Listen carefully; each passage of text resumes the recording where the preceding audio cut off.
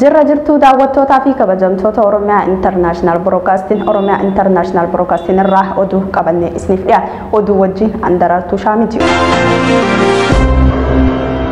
Olmaa Oromiyaa lagannaa gabaa guyyaa 8 oliif magaalaa guutuu keessatti qeerroon labsamee Oromiyaa keessatti adeemsifamaa jiruu fi akkasuma oduulee biyya keessaatii fi biyya alaa Oromiyaa maalirra oolte kan jiru qabannee isin biraan ga'uuf dhiyaanneeti jirra. Godina Harargee lixaa magaalaa Galamsoo keessatti hidhaa fi ajjeechaan uummata akka dararaa jiru jiraattonni nuti achirraa dubbisne OIB'tti himanii jira. Ibanleen godina Harargee magaalaa Galamsoo irraa haalli magaalaa Galamsoo deemaa jiru hedduu ulfaataadha. Nama hidhuu, nama reebuu, nama ajjeesuuleen akkasumatti itti fufee jira. Erga guyyaa labsii lagannaa guyyaa 12 irraa eegalee sochiin magaalaa Galamsoo keessatti jiru deemaatillee jiru. Hanga ammatti namni wareegame nama lamaatu ajjeefamee haleelli mucaa umrii 13 daa'ima ajjeesanii. Akkasuma magaalaan guyyaa irraatilee guyyaa 30 ture guyyaa 30tiin magaalaan hin jirtu gabaan hin jiru bakka jaldaan illee hin jiru wanta kun jiru akkasuma miyyuu dubartii barattuu saartuu jaamtu saartuu mastaanii jaamtu sababa tokko malee qabanii erga hidhanii mana hidhaa keessatti reebicha maa irratti raawwatamee qeerroodhaaf siitu dabarsee makiina kannaa jira siitu suuraalee kaasee miidiyaadhaaf ergaa jira. Waan jiru baasii ni beeytaa jaanii garmalee reebanii reebicha maan irratti raawwachaa wanti jiru kanu. Hayyee uummata Oromootiif waan daamuu barbaadu Oromoodhaa bifuma fakkaatuun akkuma amma itti jiru kanatti cimsineetiif qabnaa mootummaan addunyaan lafaan dha'u qabnaan jaa osoo inni uummanni Oromoodhaa kutaan tokko ka'ee kutaan tokko hafuun kutaan hundi bifa wal fakkaataadhaan wal faana kaanee mootummaa gabroonfataa sirna naxanyaa biyya Ahmadiin dhufamu kanarratti tarkaanfii itti qabnaa waan jedhuun daamsuu barbaada. Godina Harargee bahaa magaalaa Fadis keessatti mootummaan uummata nagaa hidhaa fi reebichaan dararaa akka jiru namni nuti achirraa odeeffannee OIB'tti himan qeerroon aanaa Fadis rakkoo hamaa keessa akka jirruu fi akka jabatanii sagalee nuu taatan jechuudhaan dubbatanii jira. Mee yaada isaanii kan isin bira geenyu ta'a. Godina Harargee bahaa aanaa Fadis keessatti qeerroo hidhanii akka malee hiraarsaa jiranii aanicha keessatti gadii takkaan malee qeerroo qabsoo qeerroo labseerratti hirmaatan jechuudhaan nama hedduu mana hidhaatti guuranii hiraarsaa jiranii nama hedduu sababa dhukkuba vaayirasii koronaa kanalleedhaan adda addatti osoo hin baasiin mana tokko keessa nama hedduu hidhanii hiraarsuu jiranii kaleessa irraa eegalee immoo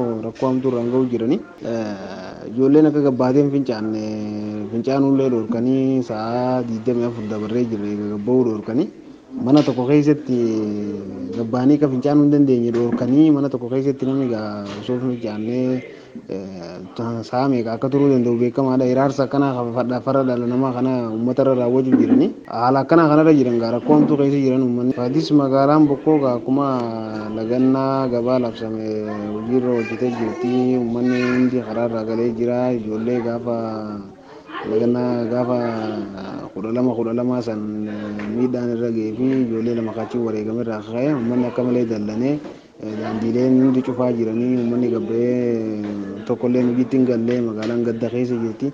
Nama hedduu hidha guuruu jiranii ijoollee baqattee fiddan malee jechuudhaan maatiillee rakkisaa jiranii haala hamaa keessa jira walumaa galatti namni achi jiru. Ajjechaa fi dararaa imaamtoota musliimootaarra ga'uu jiru manni marii majliisa Itoophiyaa haala ajabaadhaan akeekkachiisa dabarseeti jira. Gumiin dhimma Islaamaa majliisa ajjechaa imaamotaa fi haleelaa masjida irratti raawwatamaa jiru balaaleffachuun ibsa baase. Gumichi kaleessa ibsa qabxii 5 qabu kaasee keessatti akka adeemsa isaatitti kan isin biraan geenyu ta'a. Gumichi ajjechaa ulamaa'ii Islaamaa irratti raawwatamee fi haleelaa masjida irra gahe fudhatama kan hin qabne tahee ibsee jira. Qaamonni akka kana hojjetanii fi mootummaan qoratee hatattamaan seeraaf akka dhiyeessuu fi bu'aa isaatis ifatti hawaasa akka ibsu qabu akeekkachiisee jira. Fuuldura badii wal fakkaatu akka hin raawwanneef mootummaan xiyyeeffannoo godhuu akka qabullee ibseeti jira. Mootummaan dirqama nagaa hawaasaa eeguu akka bahuu fi dirqama kabaja mirga dhala namaa akka bakkoota amantaa eeguu akka qabullee ibseeti jira. Hawaasni musliimaa shira tuttuqaa kamuu irratti dammaquu qaba. Nageenya naannoo isaa amantoota biraa waliin akka walitti hin buusne ifirraa eeguu qaba. Tarkaanfii suukanneessaa lammiiwwan nagaa irratti raawwatame cimsee balaaleffateeti jira. Dabalataan gumichi ibsa guyyaa kaleessaa baaseen akka ibsu ibsutti ajjecha artist Hacaaluu Hundeessaa walqabatee rakkoon uumame bifa amantaatiin walqabsiisuun humnoonni walitti bu'iinsa amantaa raawwachuuf amammoota gochaa jiran ibsaniiru. Dabalataan gumichi ibsa kaleessa baaseen akka ibsutti ajjecha artist Hacaaluu Hundeessaa walqabatee rakkoo uumame bifa amantaa qabsiisuun humnoonni walitti bu'iinsa amantaa raawwachuuf tattaafataa jiran isaanirraa akka if qusatan waan kanarraa akka if qusatan jabeessee hidhameeti jira. Torbaan kana keessa qofa bakkoota armaan gadiitti tarreeffamte imaamotaa fi masjiidota irratti haleellaan raawwatamuu ni yaadatama. Magaalaa Baddeessaa Harargee Lixaa imaamaatu ajjeefame. Masjiida Tawaaq magaalaa Baddeessaa kan tahe Sheek Abdallaan guyyaa lama dura ajjeefame. Magaalaa Hasaasaa waraanni mootummaa mana Sheek Umar irratti yakka ajjechaa raawwatanii haadha mana isaa dabalatee Sheek Umar haala suukanneessaa du'uu dabalatanii daa'ima ji'a 3 harma hootu guyyaa tokkoon booda du'uus gabaaseeti jira.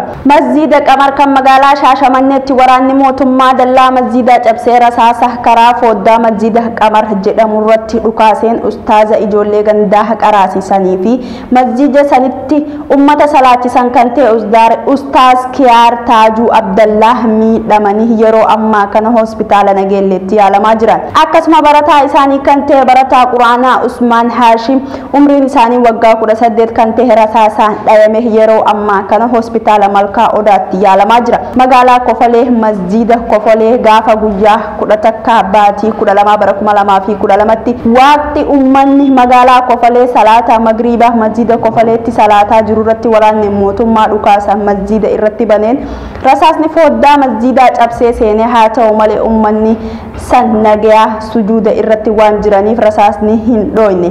Nama salaatu irratti balaa geessisuu dhabuu isaanii magaalaa Adabbaa masjiida furuun guyyaa 11 baatii 12 bara 2012tti yeroo ummanni salaata ishaa salaatee masjiidaa bahaa jiru irratti qaamni gurmaa'e tokko masjiida irratti balaa geessisuuf karaa masjiidaa kan dhufe ummanni muslimaa haala tasgabbii guddaa qabuun balaa guddaa uumamuu danda'u san kan hambisan. Oolmaa dhaddacha Saphaloo Kadiir irratti maaltu adeemsifame kan jiru irratti dirree dhawaatti guyyaa 50 oliif himannaa tokko malee mana hidhaa kan jiru rogeessa miidiyaa hawaasaa beekamaa dargaggeessa Saphaloo Kadiir yeroo ammaa lammaffaaf mana murtiitti kan dhiyaate ammas gaafa guyyaa 20 baatii 12tti beellamni isaa dabreeti jira. Anwaar Saanii Aammee miseensa koree jiddu galeessaa fi hoogganaa waajjira koongireesii federaalawaa Oromoo Harargee Bahaa yakka tokko maletti caasaa hooggansaa koongireesii federaalawaa Oromoo ta'uu isaa qofaan mana hidhaatti darbatamee jira. Anwaar wajjin kan hidhame barsiisaa yuunivarsiitii Haramaayaa kolleejjii saayinsii fayyaa kan Harar kan tahe Aammee Mahadii sababa miseensa KFO ta'e qofaan mana hidhaatti darbatamanii jiran. Anwaar Saanii fi Aammee Mahadii gara torbaan lama hidhaa eega tursiifaman booda mana murtiitti dhiyeessanii manni murtii balleessaa tokkollee hin qabdan jee bilisa akka baasee fi poolisiin naannoo Hararii baasuu didanii ammas lammaffaaf himata akka irratti banan ni dubbatama. Ammas himannaa lammaffaa akka fudhatama hin qabne yoo ta'u himata biraatiin mana murtiitti deebisuuf hidhatti darbanii teessisaa jiran. Anwaar Saanii fi Aammee Mahadii mana hidhaa keessatti akka malee akka dararamaa jiranillee jiraattonni nuti achirraa odeeffanne ni dubbatan.